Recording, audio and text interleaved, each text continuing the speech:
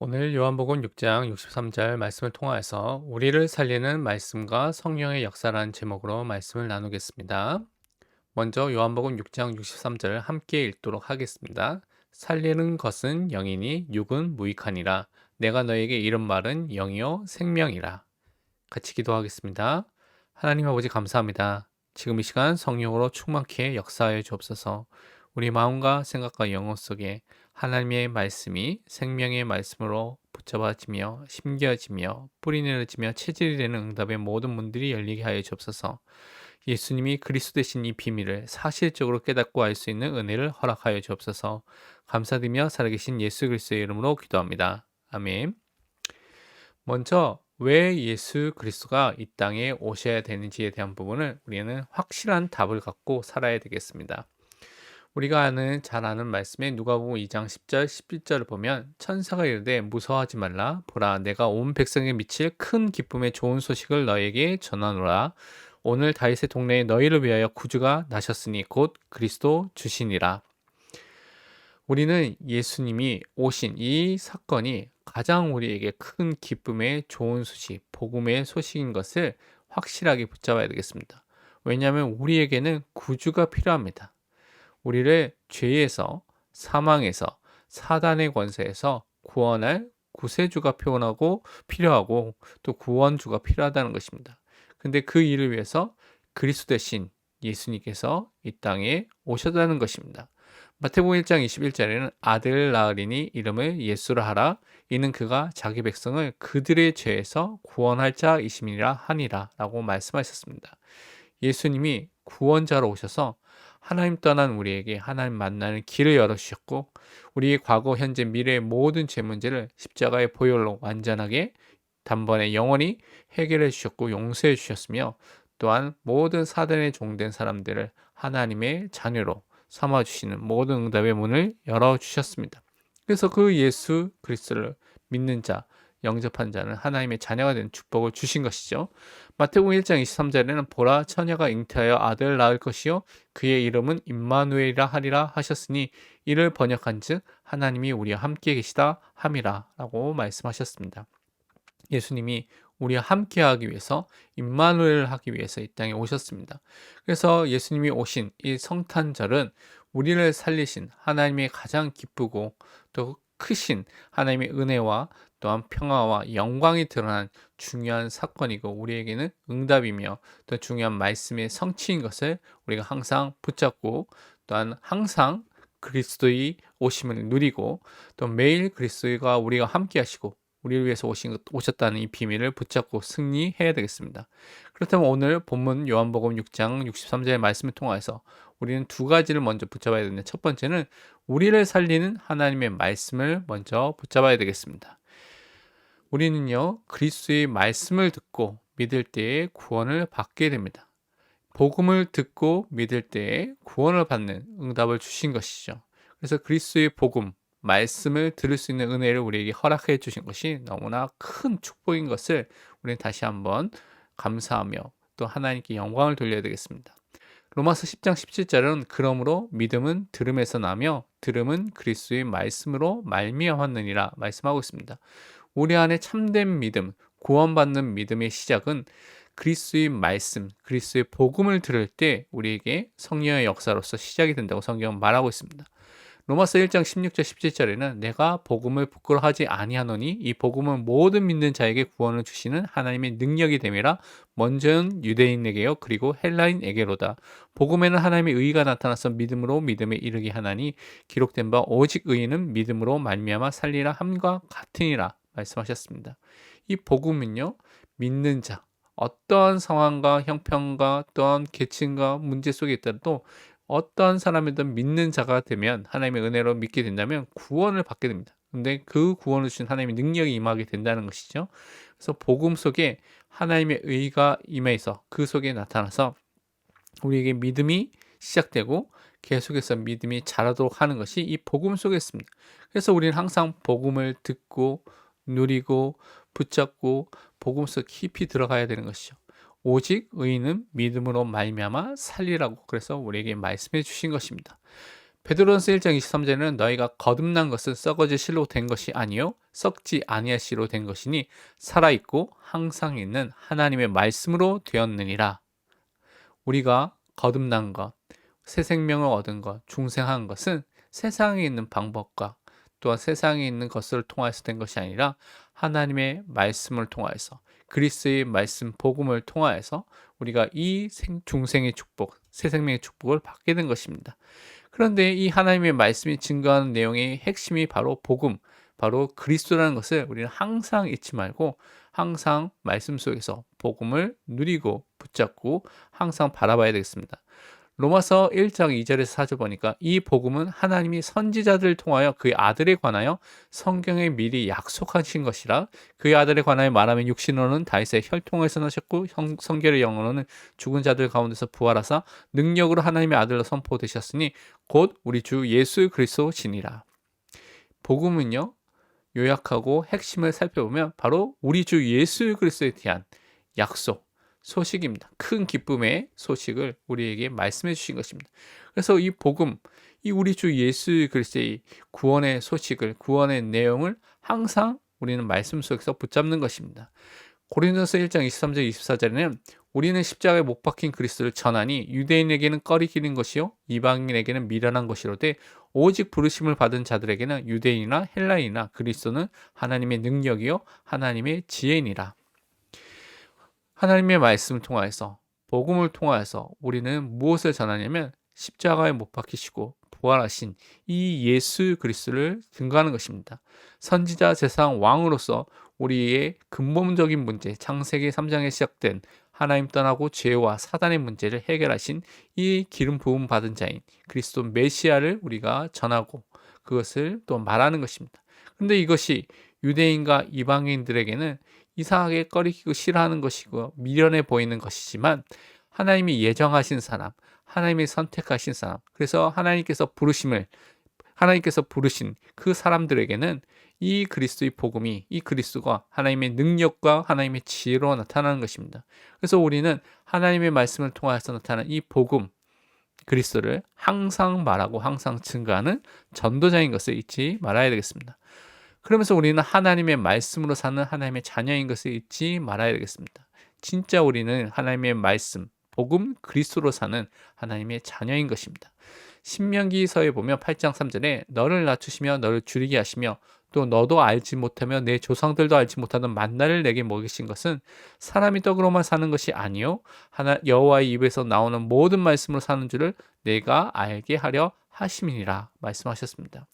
우리가 낮춰지는 줄이게 되는 어려움과 문제와 고통과 위기와 안 좋은 상황들이 계속될 수 있는 그런 문제가 올 수도 있습니다.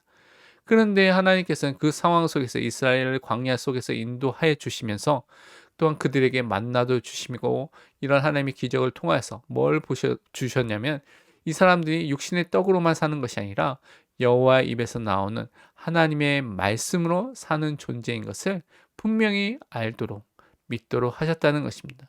그래서 우리는 하나님의 자녀로서 다른 것이 아니라 말씀으로 사는 존재이구나, 복음으로 사는 존재이구나, 복음을 붙잡고 승리할 존재이구나 라는 것을 항상 잊지 말아야 되겠습니다.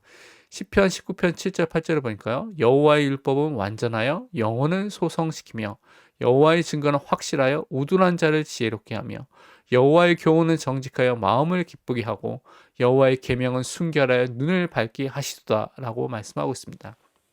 하나님의 말씀은요, 우리를 살리는 말씀입니다. 하나님의 말씀은요, 하나님을 알도록 하나님을 아는 지식과 지혜를 가지도록 하는 말씀입니다. 하나님의 말씀은 우리 안에 참된 기쁨과 평안과 안식을 주는 말씀입니다. 하나님의 말씀은요, 우리의 영안을 열리게 하고 하나님을 알며 또 영적인 것을 사실적으로 분별할 수 있는 그 말씀의 능력이 나타나는 것입니다. 그래서 우리는 말씀으로 사는, 복음으로 사는, 그리스도의 복음과 말씀으로 사는 존재인 것을 항상 잊지 말아야 되겠습니다. 그러면서 우리는 두 번째로 우리를 살리시는 성령의 역사를 붙잡고 성령의 역사 속에서 항상 응답받고 승리하는 또한 하나님의 자녀로 살아야 되겠습니다.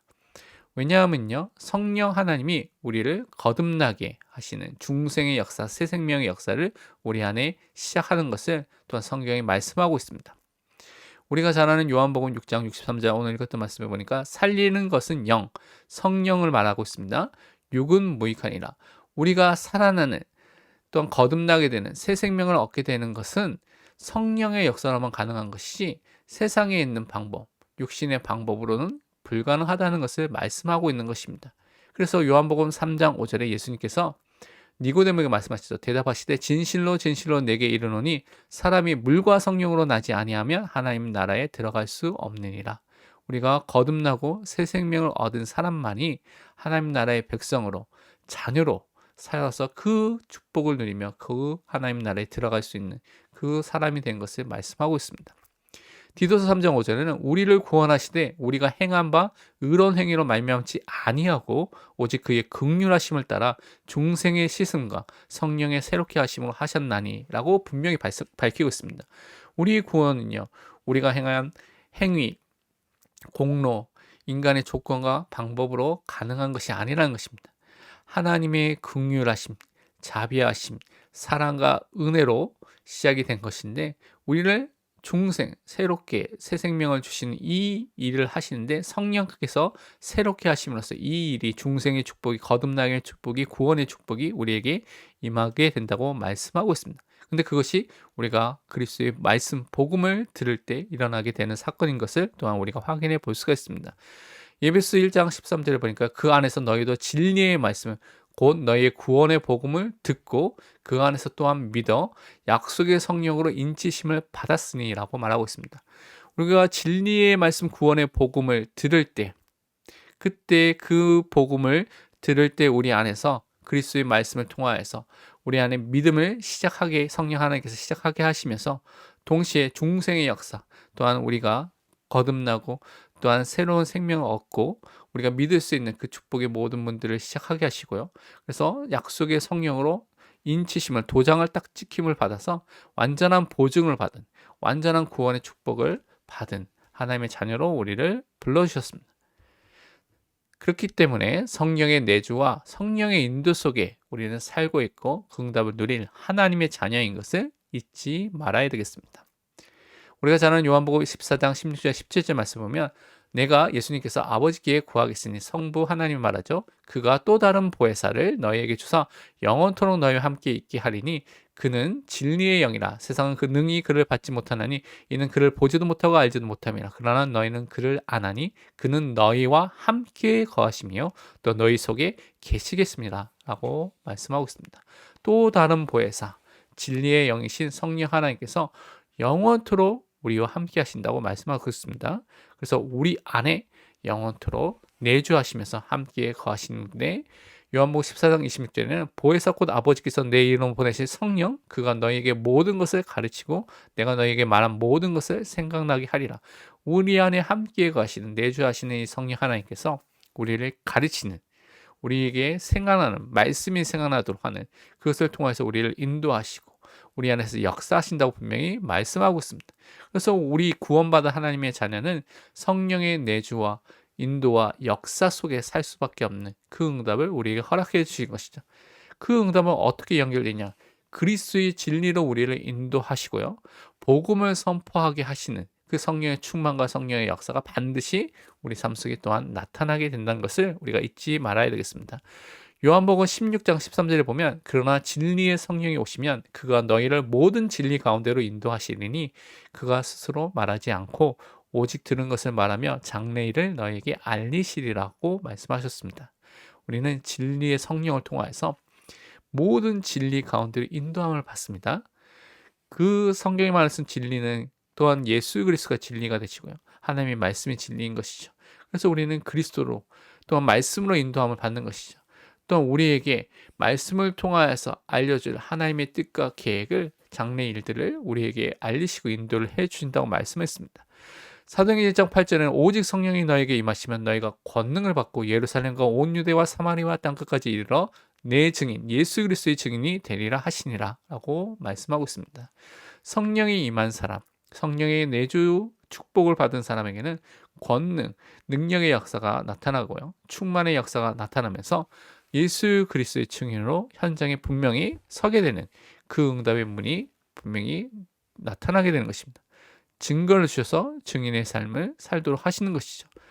그 대표적인 예가 사도행전 4장 31절에 나와 있습니다. 빌기를 다음에 모인 곳이 진동하더니 우리가 다 성령이 충만하여 담대히 하나님의 말씀을 전하니라. 초대교회 성도들이 함께 모여서 기도했을 때 성령의 충만함을 받고요. 그것을 통하여서 그들이 무엇을 했느냐? 담대히 하나님의 말씀, 그리스도의 복음을 현장에 전하는 전도의 축복, 복음 전파의 축복을 누렸다는 것입니다. 이것이 분명히 성경에서 말하는 성령 충만과 성령 충만의 결과, 역사로 일어난 것을 여러분이 항상 잊지 말아야 되겠습니다. 그래서 우리는 하나님의 말씀을 통하여서 거듭나고 살게 되고요. 또한 우리는 성령을 통하여서 거듭나고 성령의 역사 속에서 살는 이 존재인 것을 잊지 말아야 되겠습니다. 그래서 우리는 말씀과 성령의 역사 속에 또한 살아났고 또한 그것을 통해서 계속 살 존재인 것을 잊지 말아야 되겠습니다. 오늘 결론으로 사도행전 17장 11절 말씀을 붙잡아야 되겠습니다. 베라에 있는 사람들은 데살로니가에 있는 사람들보다 더 너그러워서 간절한 마음으로 말씀을 받고 이것이 그러한가 하여 날마다 성경을 상고함으로 라고 말씀하고 있습니다. 우리는 진짜 간절한 마음으로 하나님의 말씀을 받고 있는지 항상 점검해 봐야 되겠습니다. 그리고 그 말씀을 받고 끝나는 것이 아니라 이 말씀이 정말 하나님이 우리에게 주신 말씀이 맞는지 또 날마다 성경을 상고하고 묵상하고 그것을 진짜 마음에 새기고 또 각인하는 그 응답 속으로 들어가야 되겠습니다. 그래서 먼저 말씀을 하나님의 말씀으로 받을 수 있는 간절한 마음을 주시도록 우리는 먼저 깊은 기도를 해야 되겠습니다.